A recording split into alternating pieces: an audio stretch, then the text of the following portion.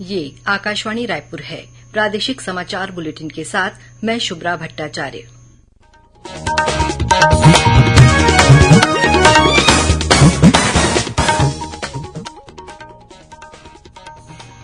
और पेश है आज के मुख्य समाचार। बीजापुर जिले में आज 30 माओवादियों ने किया आत्मसमर्पण। इनमें 9 इनामी माओवादी भी शामिल। रायपुर पुलिस ने ड्रग्स की सप्लाई करने के आरोप में 5 तस्करों को किया गिरफ्तार। स्कूल शिक्षा विभाग ने सभी जिलों में गर्मी की छुट्टियों के दौरान विद्यार्थियों के लिए समर कैंप आयोजित करने के निर्देश दिए। और मौसम विभाग ने छत्तीसगढ़ में कल 1-2 स्थानों पर हल्की वर्षा होने अथवा गरज चमक के साथ छींटे पड़ने की संभावना जताई। अब समाचार विस्तार से। बीजापुर जिले में आज 30 माओवादियों ने आत्मसमर्पण कर दिया। इनमें से 9 माओवादियों पर 39 लाख रुपए का इनाम घोषित था। राज्य सरकार की पुनर्वास नीति से प्रभावित होकर इन माओवादियों ने सीआरपीएफ के डीआईजी और पुलिस अधीक्षक के समक्ष आत्मसमर्पण किया। गौरतलब है कि इस वर्ष जनवरी से लेकर अब तक बीजापुर जिले में 180 माओवादियों को गिरफ्तार किया गया है। वहीं 76 माओवादियों ने आत्मसमर्पण किया है। वहीं इसी जिले के बोड़गा गांव के खेत में माओवादियों द्वारा लगाए गए आईईडी की चपेट में आने से 2 बच्चों की मौत हो गई। इन बच्चों के निधन पर मुख्यमंत्री विष्णुदेव साय ने दुख प्रकट किया है। नारायणपुर जिले के परिवहन संघ के सचिव और कांग्रेस नेता विक्रम बैस की गोली मारकर हत्या कर दी गई है। ये घटना कल रात की बताई जाती है। मिली जानकारी के अनुसार विक्रम बैस बखरूपारा स्थित अपने घर के बाहर टहलने के लिए निकले थे। इस बीच कुछ हमलावर बाइक से वहां पहुंचे और उन्होंने लगातार उन पर 3 गोलियां दागी, जिससे मौके पर ही उनकी मौत हो गई। वारदात के बाद आरोपी वहां से भाग निकले। पुलिस मामले की जांच में जुट गई है। ये घटना सिटी कोतवाली क्षेत्र की है। कांग्रेस ने बीजापुर जिले के पीडिया इलाके में बीते शुक्रवार को पुलिस और माओवादियों के बीच हुई मुठभेड़ को फर्जी बताया है। कांग्रेस ने इस मुठभेड़ की जांच के लिए 8 सदस्यीय जांच दल गठित किया है। इस दल में 4 विधायक और 4 पूर्व विधायक शामिल हैं। इस दल का नेतृत्व पूर्व विधानसभा उपाध्यक्ष संतराम नेताम करेंगे। गौरतलब है कि इस इलाके में बीते शुक्रवार को पुलिस द्वारा माओवादियों से मुठभेड़ हुई थी। इस मुठभेड़ में 12 माओवादियों की मौत हो गई थी। शनिवार को बीजापुर मुख्यालय में इन माओवादियों के शवों को लाया गया। जब मारे गए लोगों के शव लेने उनके परिजन बीजापुर पहुंचे तो उन्होंने मृतकों के माओवादी होने की संभावना से इनकार किया।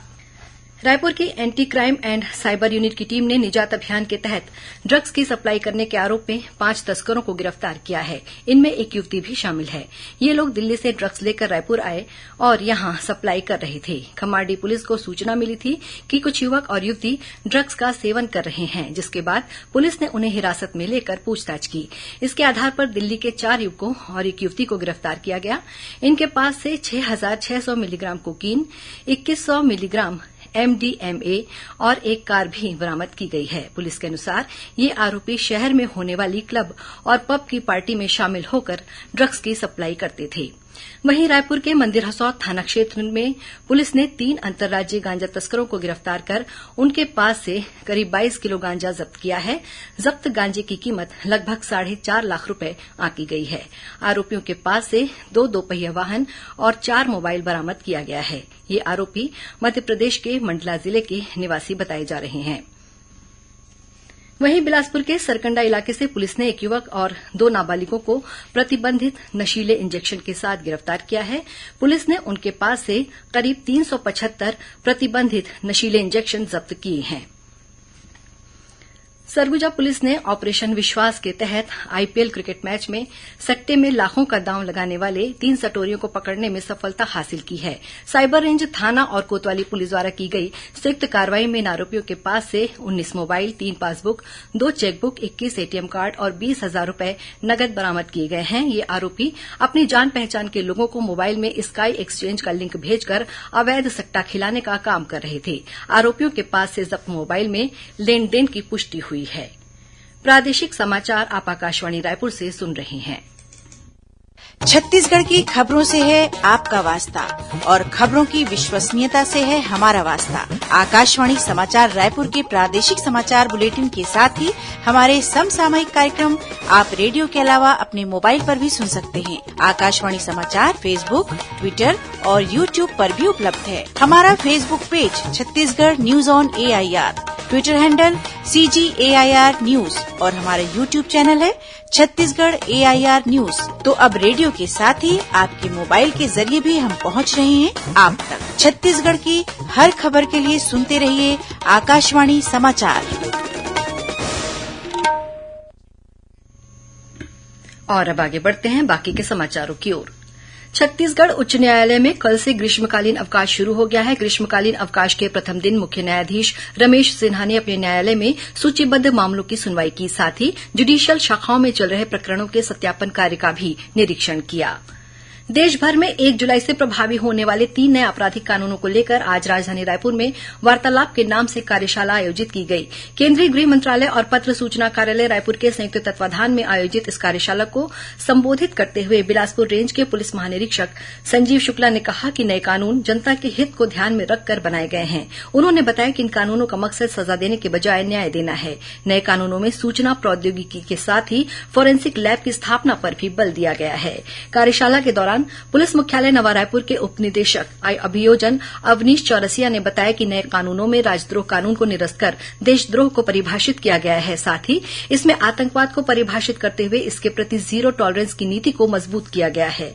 कार्यशाला को संबोधित करते हुए राज्य पुलिस अकादमी चंदखुरी के सहायक जिला अभियोजन अधिकारी शुभम तोमर ने बताया कि इन कानूनों के लागू होने के बाद एफआईआर से अदालत के निर्णय तक की प्रक्रिया ऑनलाइन हो जाएगी और आम जनता को न्याय सरल, सुलभ और समयबद्ध तरीके से प्राप्त होगा। इस कार्यशाला में प्रिंट, इलेक्ट्रॉनिक और ऑनलाइन मीडिया के लीगल तथा क्राइम बीट कवर करने वाले संवाददाता भी शामिल हुए। स्कूल शिक्षा विभाग ने सभी जिलों में गर्मी की छुट्टियों के दौरान विद्यार्थियों के लिए समर कैंप आयोजित करने के निर्देश दिए हैं। इस कैंप में बच्चों को रचनात्मक गतिविधियों से जोड़ा जाएगा। स्कूल शिक्षा विभाग के सचिव सिद्धार्थ कोमल सिंह परदेशी ने सभी जिलों के कलेक्टरों को जारी निर्देश में कहा है कि 15 जून तक विद्यालयों में ग्रीष्मकालीन अवकाश रहेगा।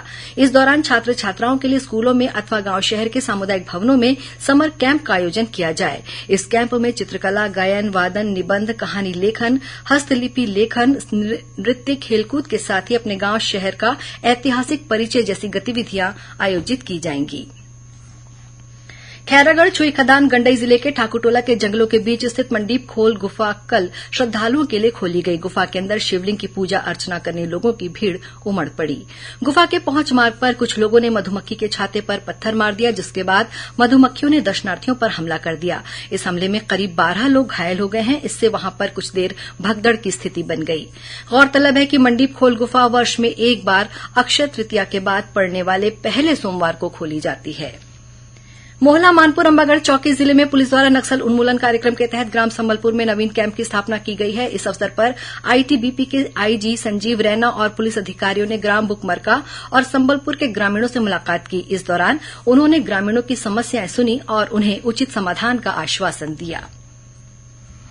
रायपुर जिले में पोस्टमार्टम की ऑनलाइन निगरानी करने की व्यवस्था की जा रही है। इससे न सिर्फ पोस्टमार्टम जल्दी होगा बल्कि इसकी रिपोर्ट भी शीघ्रता से प्राप्त हो सकेगी। रायपुर जिला कलेक्टर डॉक्टर गौरव सिंह और वरिष्ठ पुलिस अधीक्षक संतोष सिंह ने आज इस संबंध में पुलिस और स्वास्थ्य विभाग के अधिकारियों की बैठक ली। इस अवसर पर एम्स हॉस्पिटल में पुलिस चौकी खोलने का निर्णय भी लिया गया। खैरागढ़ छुई खदान गंडई जिले में लोकसभा चुनाव के दूसरे चरण के तहत निर्वाचन कार्य में अनुपस्थित रहने पर जिला प्रशासन ने एक शिक्षक को निलंबित कर दिया है। वहीं 4 शिक्षकों को निलंबित करने का प्रस्ताव संचालनालय शिक्षा विभाग रायपुर को भेजा गया है। इसके अलावा 3 कर्मचारियों की वेतन वृद्धि रोकने और 8 कर्मचारियों को चेतावनी भी जारी की गई है। और अब पेश है मौसम का हाल। बंगाल की खाड़ी में मानसूनी हलचल शुरू हो गई है। मानसून के 19 मई के आसपास अंडमान और निकोबार द्वीप तक पहुंचने की संभावना है। इस बीच मौसम विभाग ने छत्तीसगढ़ में कल यानी 15 मई को 1-2 स्थानों पर हल्की वर्षा होने अथवा गरज चमक के साथ छींटे पड़ने की संभावना जताई है।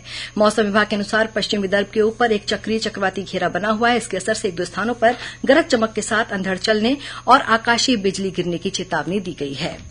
अब कुछ खबरें संक्षेप में। भारतीय जनता पार्टी के वरिष्ठ नेता और बिहार के पूर्व उप मुख्यमंत्री सुशील मोदी के निधन पर मुख्यमंत्री विष्णुदेव साय और उप मुख्यमंत्री अरुण साव ने शोक जताया है। कोरबा जिले के पाली में पुटा गांव के पास एक तेज रफ्तार मोटरसाइकिल के अनियंत्रित होकर पेड़ से टकरा जाने से 2 लोगों की मौके पर ही मौत हो गई। और जांजगीर चांपा के जिला रोजगार कार्यालय में 17 मई को प्लेसमेंट कैंप का आयोजन किया जाएगा। अंत में मुख्य समाचार एक बार फिर। बीजापुर जिले में आज 30 माओवादियों ने किया आत्मसमर्पण। इनमें 9 इनामी माओवादी भी शामिल। रायपुर पुलिस ने ड्रग्स की सप्लाई करने के आरोप में 5 तस्करों को किया गिरफ्तार। स्कूल शिक्षा विभाग ने सभी जिलों में गर्मी की छुट्टियों के दौरान विद्यार्थियों के लिए समर कैंप आयोजित करने के निर्देश दिए। और मौसम विभाग ने छत्तीसगढ़ में कल 1-2 स्थानों पर हल्की वर्षा होने अथवा गरज चमक के साथ छींटे पड़ने की संभावना जताई। इसी के साथ प्रादेशिक समाचार बुलेटिन समाप्त हुआ। नमस्कार।